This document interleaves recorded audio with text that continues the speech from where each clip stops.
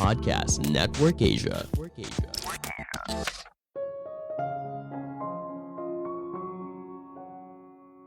Obat untuk burnout bukan merawat diri dengan lebih baik, tapi kamu butuh orang lain. Halo semuanya, nama saya Michael. Selamat datang di podcast saya, Sikutu Buku. Kali ini saya akan membahas bagaimana cara mengatasi burnout atau stres berat yang dialami seseorang. Menariknya, obat untuk burnout bukanlah merawat diri dengan lebih baik, tapi kamu butuh orang lain, khususnya orang yang mencintai kamu apa adanya. Ini merupakan rangkuman dari video TED Talk Emily Nagoski dan Amelia Nagoski yang berjudul The Cure for Burnout, Hint It Isn't Self-Care, dan diolah dari berbagai sumber.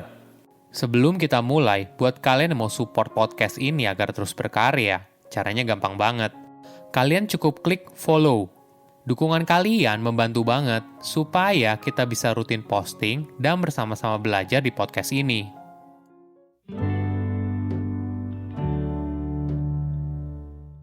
Apa sih burnout? Burnout adalah kondisi kelelahan emosional, fisik, dan mental karena stres berlebihan dan berkepanjangan.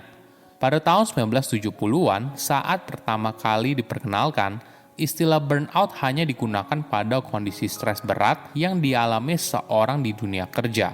Namun sekarang sudah berkembang. Ada 3 indikator apabila kamu sedang mengalami burnout. Pertama, depersonalization. Hal ini terjadi saat kamu memisahkan dirimu secara emosional dengan pekerjaan.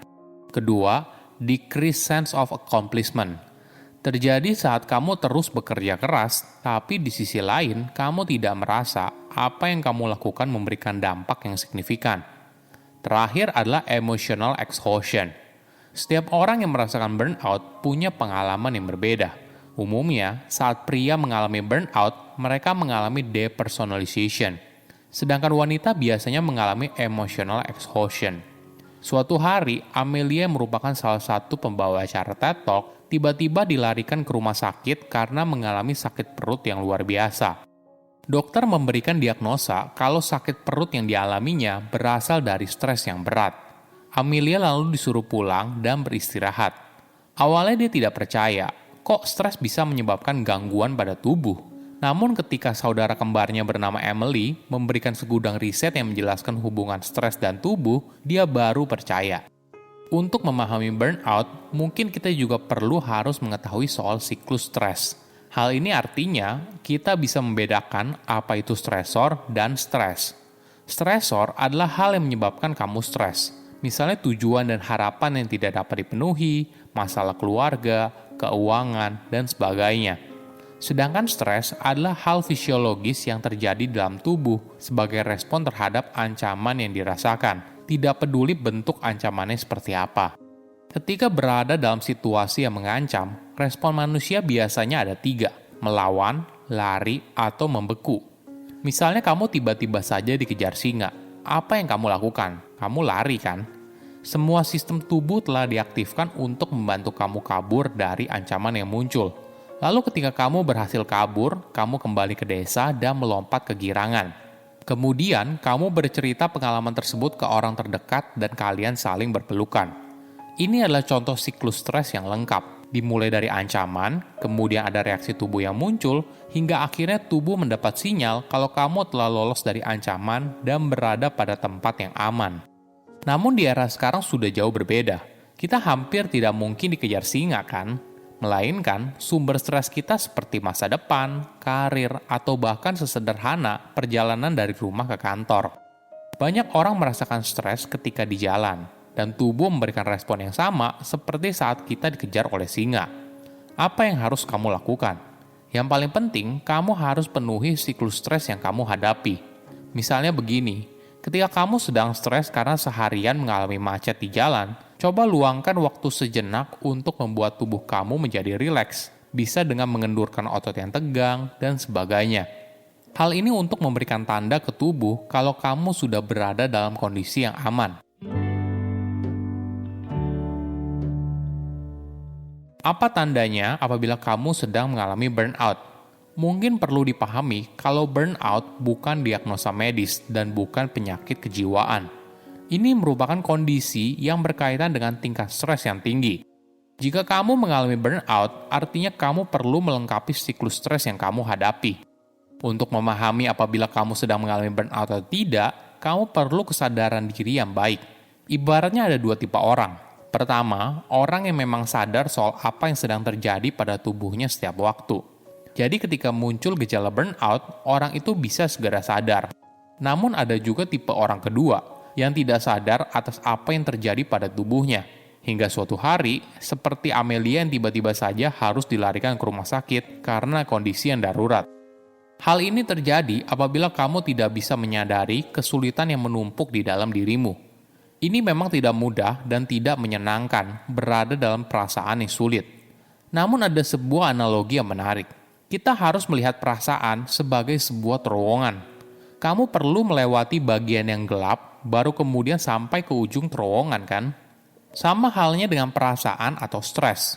Kamu harus menjalani semuanya dari awal hingga akhir.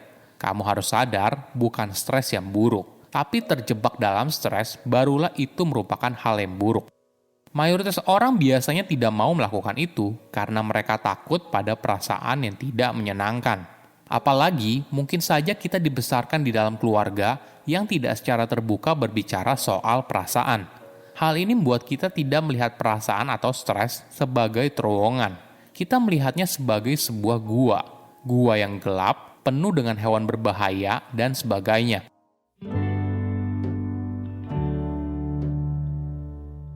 Bagaimana caranya apabila kamu mengalami burnout di tempat kerja? Tentunya yang paling baik adalah adanya komunikasi antara atasan dan bawahan. Komunikasi yang terbuka atas tantangan dan kesulitan yang dihadapi. Namun sayangnya, tidak semudah itu. Ada kondisi di mana atasan dan bawahan tidak bisa menjalin komunikasi yang baik. Jika sudah begitu, kamu harus melindungi dirimu dari lingkungan kerja yang toksik. Caranya yaitu dengan menciptakan suasana penuh cinta di rumah, di mana anggota keluarga di rumah memiliki perhatian yang tulus atas kesejahteraanmu. Ada fakta yang menarik. Untuk mengobati burnout, bukanlah merawat diri dengan lebih baik. Yang kamu butuhkan adalah cinta dan kasih sayang dari orang yang ada di sekitarmu. Misalnya bisa sederhana ini, kamu terlihat sedang mengalami stres yang berat, kemudian ada orang yang bilang, kamu sepertinya butuh istirahat sejenak, saya akan bantu kamu mengerjakan hal ini. Atau kamu hanya butuh 15 menit didengarkan tentang permasalahan yang sedang kamu hadapi. Inilah kenapa untuk mengobati burnout, kamu tidak bisa sendirian, kamu butuh orang lain. Cuma kondisi ini memang tidak dialami oleh semua orang.